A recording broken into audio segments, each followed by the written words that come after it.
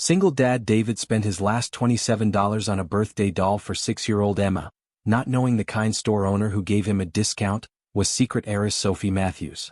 When she watched him sacrifice everything for his daughter's smile, she discovered the love worth more than her millions. Before watching full story, comment below from where you watching. Also like and subscribe for more stories. David Miller stood outside Sunshine Toys and Gifts, counting the crumpled bills in his wallet for the third time. $27.38. It was all the money he had left until his next paycheck, which was still 5 days away. But today was his daughter Emma's 6th birthday, and he'd promised her a real present from a real store, not another homemade gift or something from the dollar store. Through the window, he could see Emma's face pressed against the glass, her breath fogging up the surface as she stared at a beautiful doll with long blonde hair wearing a pink dress. The price tag read $24.99. David's heart sank. After tax, it would be more than he had. "Daddy, can we go in now?" Emma asked, tugging on his hand. Her excitement was infectious, and David couldn't bear to disappoint her. "Not today. Not on her birthday." "Of course, sweetheart," he said, pushing open the door and hearing the cheerful chime of bells. Inside the store was a wonderland of toys, books, and games. It smelled like vanilla and new plastic, and soft music played in the background. Emma immediately ran to the doll she'd been admiring, carefully lifting it from the shelf and cradling it like a real baby. "Her name is Princess Bella," Emma whispered to David. "Look, Daddy, her dress is so pretty and her hair is so soft." David knelt down beside his daughter, watching her gentle touch and seeing the pure joy in her eyes. Emma had been through so much in her young life. Her mother had left when Emma was just 2 years old, saying she wasn't cut out for motherhood. Since then, it had been just David and Emma against the world. "She's beautiful, Em," David said softly. "Just like you." "Excuse me, can I help you find anything?" David looked up to see a woman approaching them. She appeared to be about 30, with kind brown eyes and auburn hair pulled back in a simple ponytail. She wore jeans and a green sweater, looking more like a customer than an employee, but she had a name tag that read, Sophie. "We're just looking," David said, standing up. "It's my daughter's birthday today." Sophie's face lit up. "How wonderful. Happy birthday, sweetheart. How old are you?" "I'm 6. Emma announced proudly, holding up 6 fingers. "And I really, really love this doll. Her name is Princess Bella." "Princess Bella is one of my favorites too," Sophie said, crouching down to Emma's level. "Did you know she comes with her own little brush for her hair?" Emma's eyes grew wide. "Really?" Sophie reached behind the doll display and pulled out a tiny silver brush. "See? It's magnetic so it won't get lost." David watched this interaction with growing anxiety. The more Emma fell in love with the doll, the harder it would be to tell her they couldn't afford it. He discreetly pulled out his phone and calculated the tax. $26.24. He was almost $3 short. "Daddy, can we get her? Please?" Emma asked, looking up at him with those big blue eyes that were so much like his own. David's throat tightened. Sweetheart, let's look around a little more first, okay?" Sophie seemed to sense his discomfort. "Take your time," she said gently. "I'll be right over here if you need anything." David spent the next 20 minutes walking around the store with Emma, hoping to find something cheaper that might make her just as happy. But Emma kept gravitating back to Princess Bella, talking to the doll and making up stories about the adventures they would have together. Finally, David made a decision that broke his heart and filled it at the same time. He would buy the doll with the money he had and somehow figure out the rest later.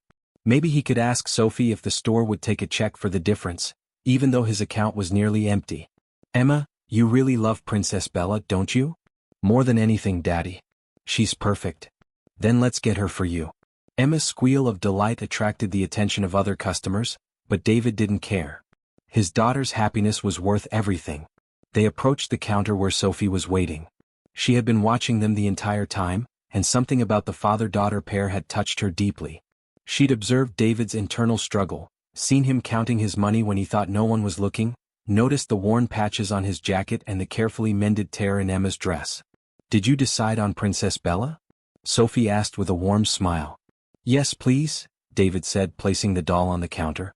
"How much will that be with tax?" Sophie looked at the price tag, then at Emma's excited face, then at David's nervous expression. In that moment she made a decision that surprised even herself. "You know what?" Sophie said, typing something into her register. "Princess Bella is actually on sale today. Birthday special. $20 even." David blinked. "I'm sorry, what?" $20. It's our birthday discount. Anyone celebrating a birthday gets 20% off their purchase. David knew there was no such sale.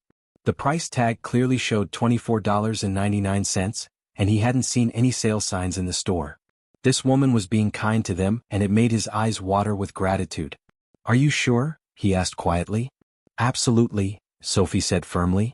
"Emma, would you like me to put Princess Bella in a special birthday box?" "Yes, please." Emma bounced on her toes as Sophie carefully placed the doll in a pink gift box with ribbons. David handed over $20 and Sophie gave him his change. As she did, their fingers brushed for just a moment, and both of them felt something unexpected. A connection, a spark of recognition, as if they'd been waiting to meet each other without knowing it. "Thank you," David said, his voice thick with emotion. "You have no idea what this means to us." Sophie looked into his eyes and saw a good man, a loving father who would do anything for his child. "Happy birthday, Emma. Take good care of Princess Bella." As David and Emma left the store, Emma clutching her precious gift, Sophie watched them through the window. She saw David kneel down on the sidewalk to help Emma open the box, saw the little girl's face light up with pure joy, saw the father's smile that was worth more than all the money in the world. What David didn't know was that Sophie Matthews wasn't just a store employee. She was the granddaughter of retail magnate William Matthews, heir to a fortune worth hundreds of millions of dollars. The toy store was one of dozens she owned, part of her strategy to stay connected to real people and real life rather than living in the isolated bubble of wealth she'd grown up in. Sophie had been working in her stores for 3 years, ever since her grandfather's death, when she'd inherited everything. She'd been searching for meaning, for genuine connections, for love that wasn't based on her bank account. And in the space of 30 minutes, watching David's devotion to his daughter, she'd found something she hadn't been looking for but desperately needed. Over the next few weeks, Sophie found herself thinking about David and Emma constantly. She hoped they would come back to the store, but days passed without any sign of them. Finally, she decided to do something she'd never done before. She looked up their information from the receipt. David Miller. The address led her to a small apartment complex on the other side of town. Sophie wrestled with whether to visit them, knowing it might seem strange or invasive. But something about their story had captured her heart, and she couldn't let it go. On a Saturday afternoon, Sophie drove to David's neighborhood with a carefully thought-out plan. She would bring a follow-up gift for Emma, a few outfits for Princess Bella that had supposedly arrived after they'd left the store. David's apartment was on the second floor of a building that had seen better days, but it was clean and well-maintained. When he opened the door and saw Sophie standing there with a gift bag, his face showed complete surprise. "Sophie? From the toy store? What are you doing here?" "I'm sorry to bother you at home," Sophie said, suddenly feeling nervous. "But I had some accessories for Princess Bella come in and I thought Emma might like them. As a belated birthday gift." Before David could respond, Emma appeared beside him, her face lighting up when she saw Sophie. "Sophie, did you come to visit Princess Bella and me?" "I did," Sophie said, kneeling down to Emma's level. "I brought her some new clothes." Emma's excitement was infectious, and David found himself inviting Sophie inside despite his embarrassment about their modest living situation. The apartment was small but immaculately clean, with handmade decorations and children's artwork on the walls. It was clear that despite their financial limitations, this was a home filled with love. "Daddy made me a birthday cake," Emma announced, pulling Sophie toward the kitchen where a slightly lopsided but beautifully decorated cake sat on the counter. "He's the best cake maker in the whole world." David laughed, his cheeks flushing. "I'm definitely not a professional baker, but I try." Sophie looked at the cake, clearly made from a box mix but decorated with such care and love that it was more beautiful than any expensive bakery creation. "It looks delicious. Did you two eat it all by yourselves?" "We shared some with Mrs. Patterson next door," Emma said. "She's old and doesn't have any family, so Daddy always makes sure she gets cake when we have celebrations." Sophie's heart melted a little more. This man, who clearly had very little money, was still thinking of others and teaching his daughter to be generous. They spent the afternoon together, with Emma giving Sophie a complete tour of the apartment, showing off her small collection of toys and the fort she and her daddy had built in the living room using blankets and chairs. Sophie found herself relaxing in a way she hadn't in years, playing pretend games with Emma and talking easily with David about everything from his job as a mechanic to Emma's dreams of becoming a teacher like the one at her school. "Can Sophie stay for dinner?" Emma asked as the afternoon wound down. "We're having spaghetti and Daddy makes the best sauce." David looked embarrassed. "I'm sure Sophie has other plans. Actually, I'd love to stay, Sophie said quickly. If you don't mind having me. Dinner was a simple affair. Spaghetti with homemade sauce and a salad made from vegetables David had grown in containers on their small balcony. But it was the most enjoyable meal Sophie had eaten in months. Emma chattered about school and her friends, David told funny stories about customers at the garage where he worked, and Sophie found herself laughing more than she had in years. After Emma went to bed, David and Sophie sat on the small balcony, drinking coffee and talking in the warm evening air. I have to ask, David said carefully. Why did you really come here today? And please don't say it was about doll accessories. Sophie was quiet for a long moment. The truth? You and Emma reminded me of something I'd forgotten. What's that? What real love looks like. What family actually means. Sophie took a deep breath. David, I need to tell you something about myself. I'm not just a store employee. Over the next hour, Sophie told David about her inheritance, her wealth, and her search for authenticity in a world where everyone wanted something from her. She explained how working in her stores was her way of staying connected to real life, and how meeting him and Emma had affected her profoundly. David listened without interruption, his expression growing more confused and concerned as the story unfolded. So you're rich, he said finally. Really rich? Yes. And you own the toy store? Yes. And dozens of others? Yes. David was quiet for a long time, processing this information. Why are you telling me this? Sophie's voice was barely a whisper. Because I think I'm falling in love with you, and I didn't want there to be any secrets between us. David stood up abruptly, running his hands through his hair. Sophie, this is a lot to process. I know it is, and I know how it must sound. Rich girl falls for poor single dad. That's not what this is about, David interrupted. It's not about money. It's about honesty. You've been pretending to be someone you're not. I haven't been pretending anything that matters, Sophie said desperately. My feelings for you and Emma are completely real. The person you've gotten to know, that's who I really am. But you lied to me. I didn't lie. I just didn't tell you everything. David sat back down, looking at Sophie with new eyes. What do you want from me, Sophie? From us. I want to be part of your lives. I want to help Emma grow up feeling loved and secure. I want to support your dreams and be your partner. I want us to be a family. A family, David repeated. You mean you want to rescue us? No. Sophie's voice was firm. David, you don't need rescuing. You're an amazing father, and Emma is the most wonderful child I've ever met. You've built something beautiful together. I want to add to it, not change it. They talked until nearly midnight, with Sophie explaining her vision of their future together, not as a rich woman saving a poor man, but as two people who had found something real and precious in each other. I need time to think, David said finally. Of course. I understand. As Sophie was leaving, David caught her hand. Sophie, can I ask you something? Why me? You could have anyone. Why choose a single dad who can barely afford birthday presents? Sophie smiled, her eyes filling with tears. Because when I watched you buy that doll for Emma, willing to spend your last dollar to make her happy, I saw what I've been looking for my whole life. Someone who loves without condition, who gives without expecting anything in return. Someone real. The next few days were difficult for David. He couldn't stop thinking about Sophie, but he also couldn't shake his concerns about their different worlds. What would happen when the novelty wore off? Would she still want to be part of their simple life when the reality of daily struggles set in? Emma, meanwhile, asked about Sophie constantly. When is Sophie coming back? Can we visit her store? I want to show Princess Bella the new clothes Sophie brought. On Thursday evening there was a knock at their door. David opened it to find a young man in a suit holding an envelope. David Miller? I have a delivery for you. Inside the envelope was a check for $5,000 and a note from Sophie.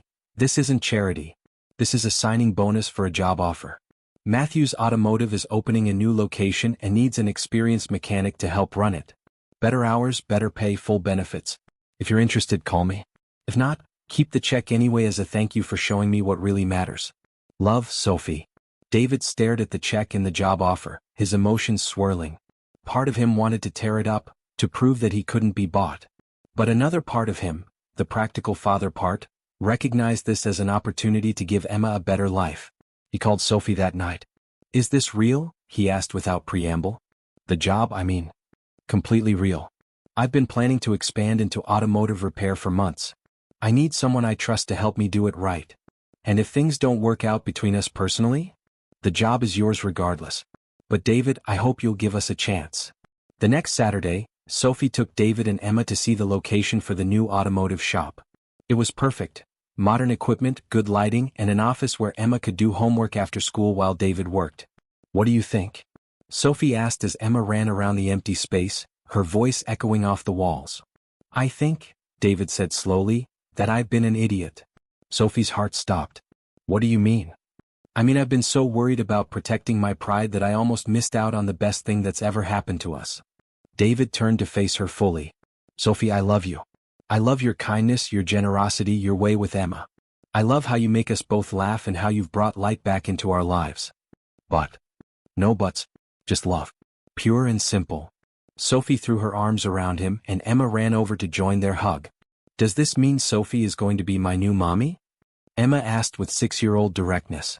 David and Sophie looked at each other over Emma's head. What do you think about that, Em? I think it's perfect, Emma declared. Princess Bella thinks so too. 6 months later, they were married in the small church where David had been baptized as a child.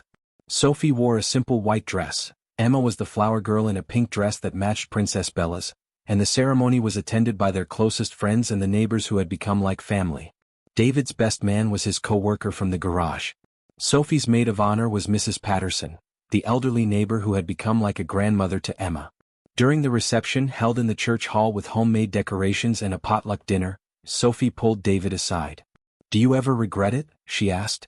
Marrying a rich girl who turned your life upside down? David laughed, looking around at their simple celebration filled with people who loved them for who they were, not what they had. Sophie, you didn't turn my life upside down. You turned it right side up. What do you mean? I mean that for 3 years I was just surviving. Working, paying bills, getting by. But I wasn't really living. You taught me that there's a difference between existing and being alive. Sophie kissed her new husband, tasting the salt of happy tears on both their lips. And Emma? She asked. Do you think she's happy with our strange little family? They looked over to see Emma teaching a group of children how to dance with their dolls, Princess Bella leading the way in her tiny wedding dress that Sophie had special ordered for the occasion. I think Emma found something she didn't even know she was missing, David said. A mother who chose to love her. 2 years later, Sophie and David stood in the yard of their new house. Not a mansion but a comfortable home with a big backyard where Emma could play and a workshop where David could tinker with engines in his spare time. Sophie still worked hands-on in her businesses, but now she had David's practical wisdom to guide her decisions and Emma's innocent questions to keep her grounded. Emma, now 8, had a little brother named Michael, and she took her role as big sister very seriously, reading him stories about princesses and teaching him about all the toys in their playroom. Remember when you bought me Princess Bella with your last money? Emma asked David one evening as he was tucking her into bed. I remember, David said, smoothing her hair back from her forehead. That was the best day ever because that's when we met Sophie. What made it so special, Em? Emma thought seriously about this as she did about all important questions. Because you showed me that love means giving everything you have, even when it's all you have. And Sophie showed me that sometimes the best surprises come from people you don't expect. And now we have everything we need because we have each other. David kissed his daughter goodnight and walked to the living room where Sophie was waiting for him, baby Michael sleeping peacefully in her arms. What are you thinking about? Sophie asked, seeing the contemplative look on his face. I was thinking about that day in your store, when I almost didn't buy the doll because I was afraid I didn't have enough money. And? I almost missed out on everything because I was focused on what I didn't have instead of what I was willing to give. Sophie shifted Michael to one arm and reached for David's hand with the other. Sometimes the most valuable things can't be bought with money. Like what? Like a father's love for his daughter. Like kindness to strangers. Like the willingness to give your last dollar to make someone else happy. Sophie smiled at her husband. Like the courage to love someone completely different from yourself. David sat down beside his wife and children, looking around at their comfortable home filled with laughter and love and the kind of happiness that money couldn't buy but that generous hearts could create. You know what the best part is? David said. What? I still have Princess Bella's receipt in my wallet. As a reminder that the best investments are the ones you make with your heart, not your head. Sophie laughed, the sound mixing with baby Michael's contented sighs and the distant sound of Emma talking to her dolls in her room. And sometimes, Sophie added, the person who thinks they're giving everything discovers they're actually receiving more than they ever imagined. Outside their window, the evening settled gently around their house, wrapping their little family in the warmth of a love story that had begun with $27.38, a doll named Princess Bella, and two hearts brave enough to believe that the best gifts are the ones we give to each other.